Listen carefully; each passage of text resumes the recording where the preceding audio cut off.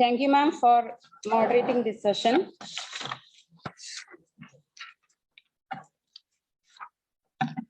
Next, I invite the speaker, Mr. Digil CD, Quality Nurse Coordinator, Hospital Administration, to talk on monkeypox. I request Dr. O.P. Sanjeev to moderate this session.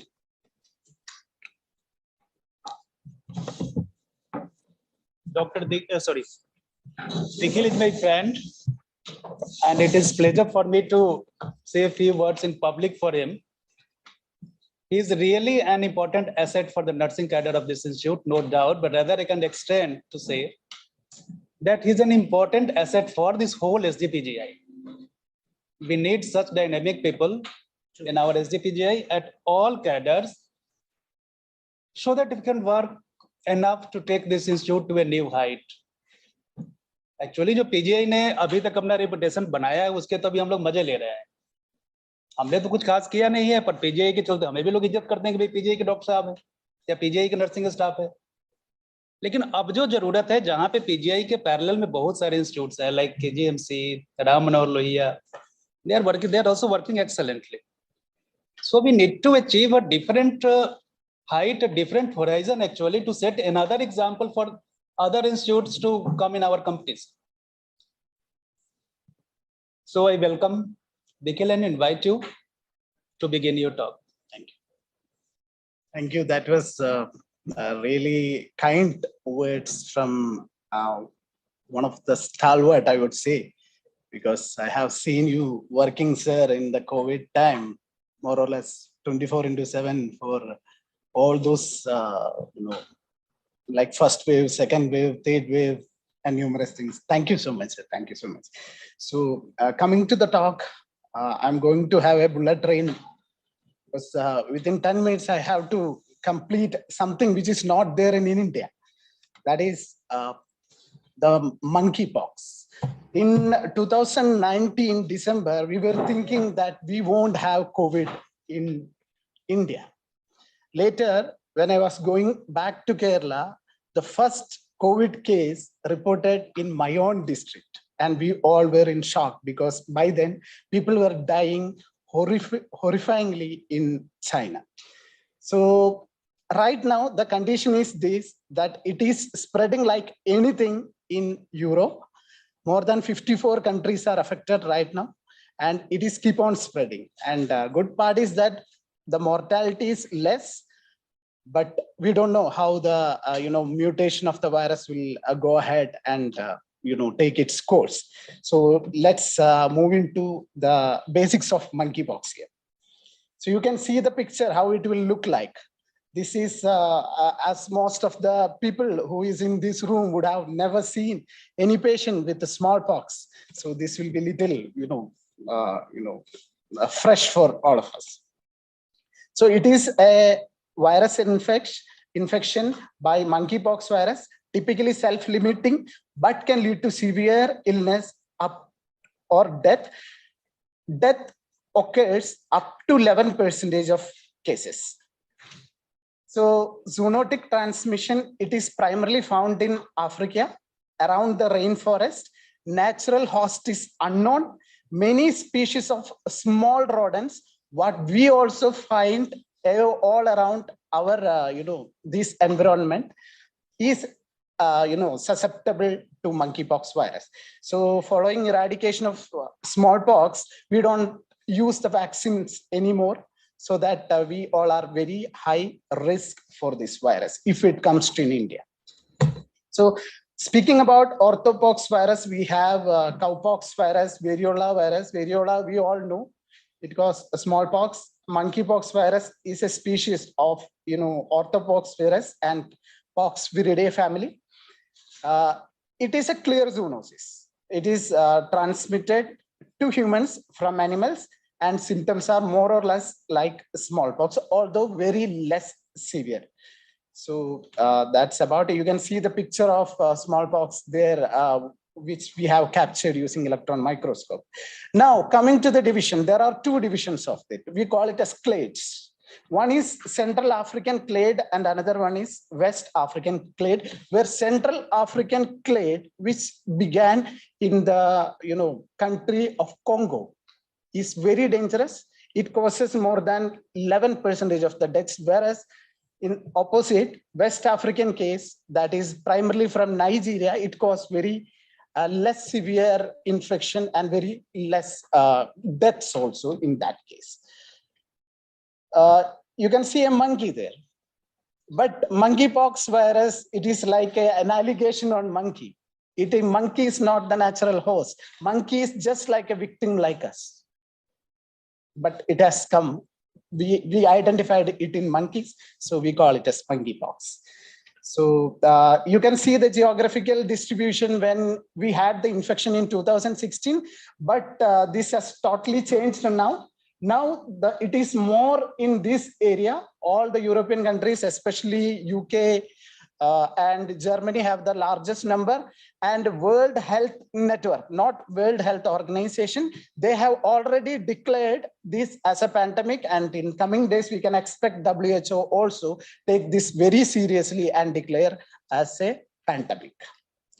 So this is one of the animal you all will be knowing about this. So this can cause this giant poached rats, rope squirrels. I will show you the picture in the coming slides.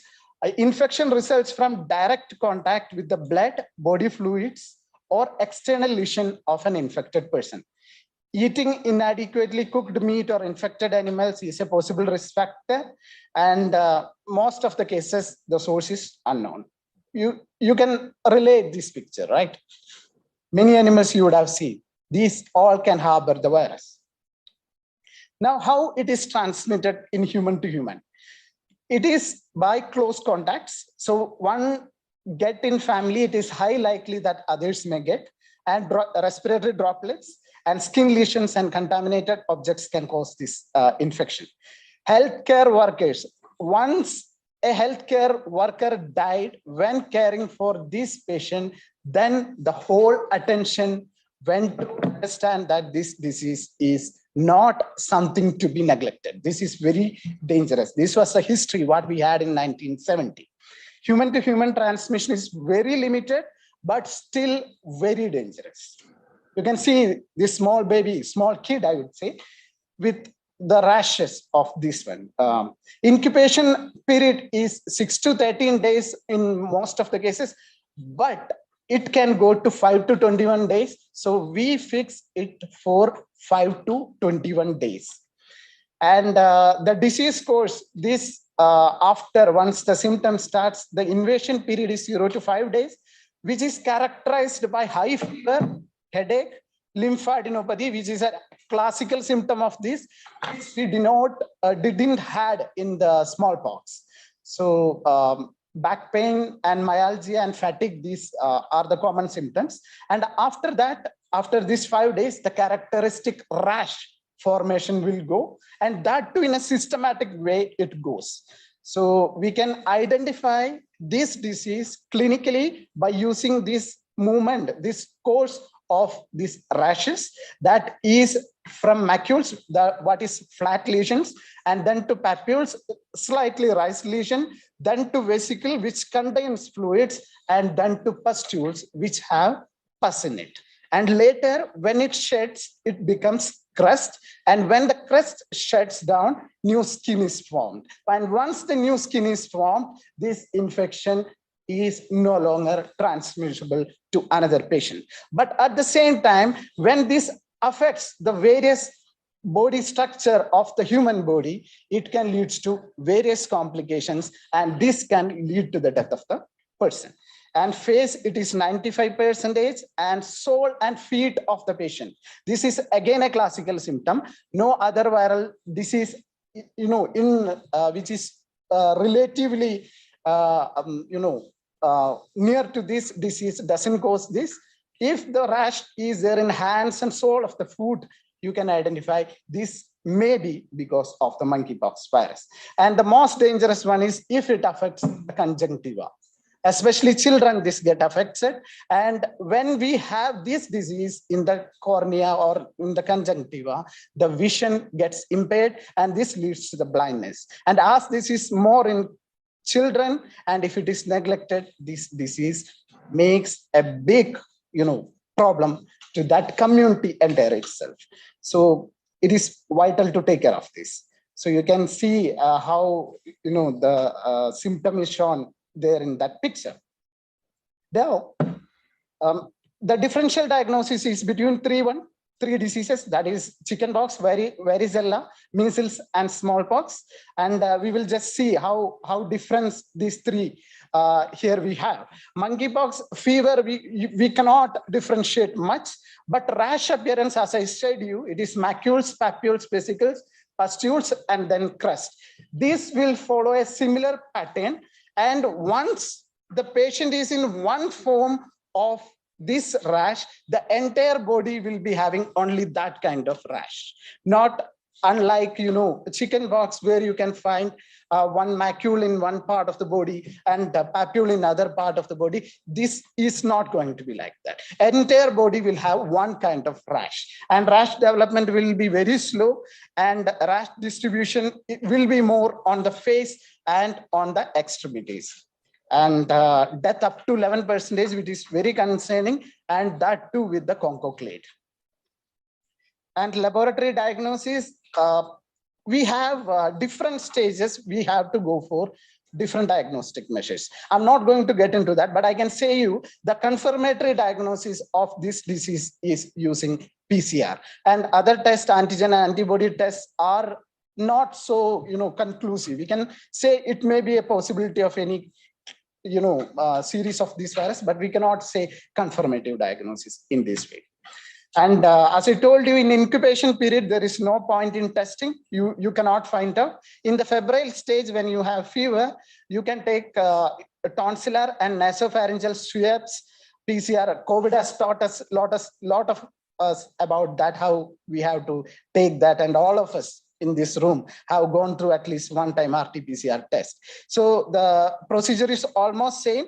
You have to follow 3 packing system and then to transport at 4 degrees centigrade so that the things will not get disturbed. And in rash stage, you have to go for the symptom lesion sample. You have to take. You have to cut down the rash, and from there the sampling need to be taken. And again, you have to follow this three layer package system, and then you have to transport to the laboratory. And in the recovery stage, you can go for serum antibody detection methods. And PCR is the most conclusive, this one. And infection prevention control, again, we all have gone through many training in this. All thing you have to follow is, first one is standard precaution. You have to wear gloves, you have to wear all the personal protective equipments. Then you have to go for contact precaution. You have to wear a gown so that you will not touch and get the disease. And droplet precaution, you have to maintain a social distancing of minimum 1 meter without doubt. And ensure safe and dignified burial also, because customs and traditions vary everywhere. And how we can reduce the human-to-human transmission.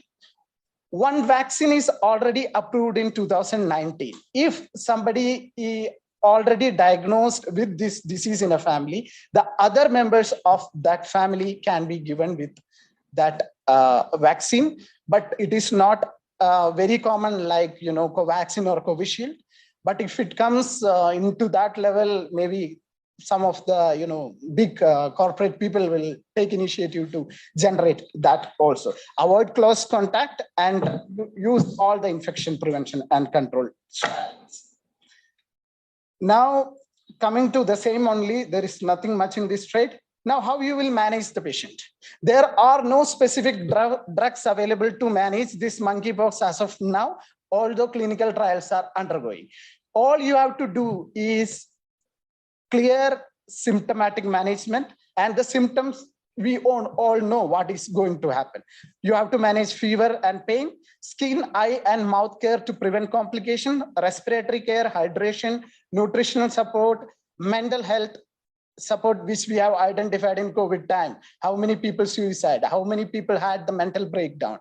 So we have to take care of this also, because they will be on isolation totally. And infection prevention and control should be followed, whether it is in institution or whether it is in home isolation. So what you will do in fever and pain, the external cooling and antipyretic like paracetamol. And skincare, you have to avoid touching, gentle washing, keep clean and dry, protect hydration.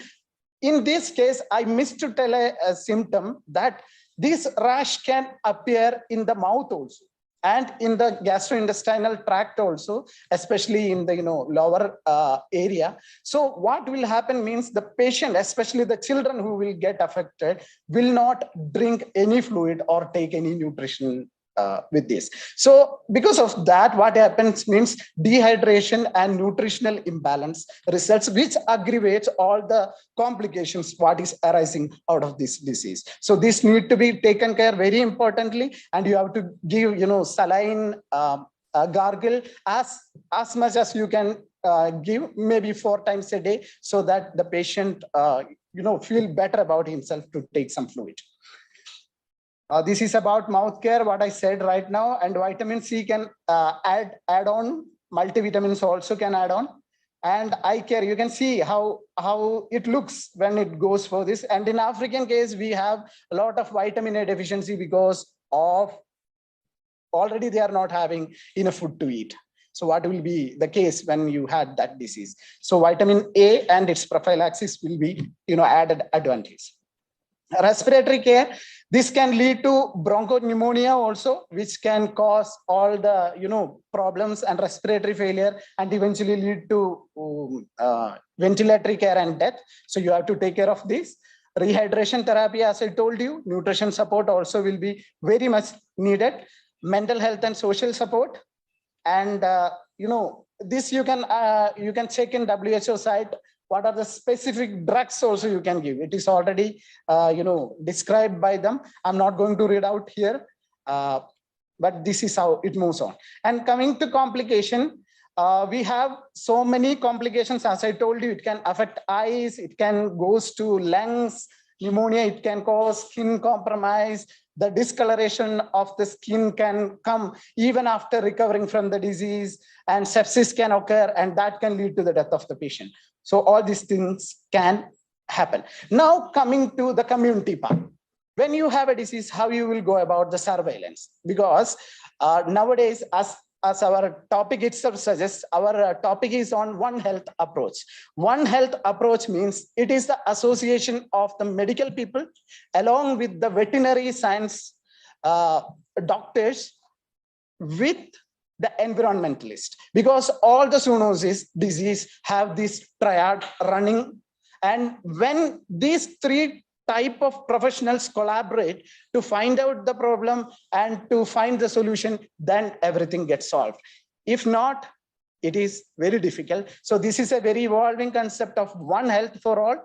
So this we need to take up for upcoming other zoonotic disease also.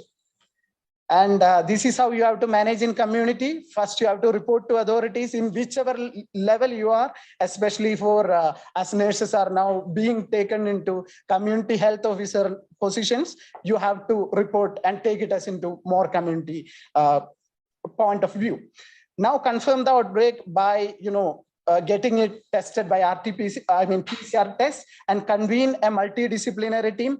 Develop a clear case definition about the disease specific to community, and then do the contact tracing to identify all the cases, describe and analyze the data, conduct special studies, and communicate the result to all over the world, so that somebody's life in somewhere will be rescued. Now, so almost same only, this is how we have to go about the outbreak response.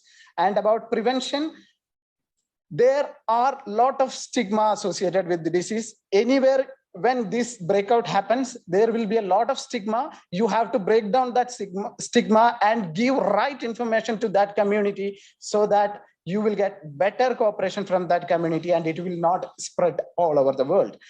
Wear gloves and other protective clothing every time. Avoid close contact. If possible, stay 1 meter distance. And as being nurses more in this group, when you are about to care, do not spend more time with the patient, or try to do the things which you are about to do the patient in a quick span of time, and try to remain 1 meter distance from the patient. This is how you have to do about this. Now, about implication of global preparedness, WHO is doing all the good works, and they are trying to make the vaccine as readily available to all of us. So that's all about the monkeypox. All thing I would like to emphasize here is it can come. Anytime it can come. People from UK transport to India. People from Germany comes to India. And if somebody comes here and give us the disease, it can spread like anything. And if it comes and go to any of our animal field, then the risk will be more. Thank you so much.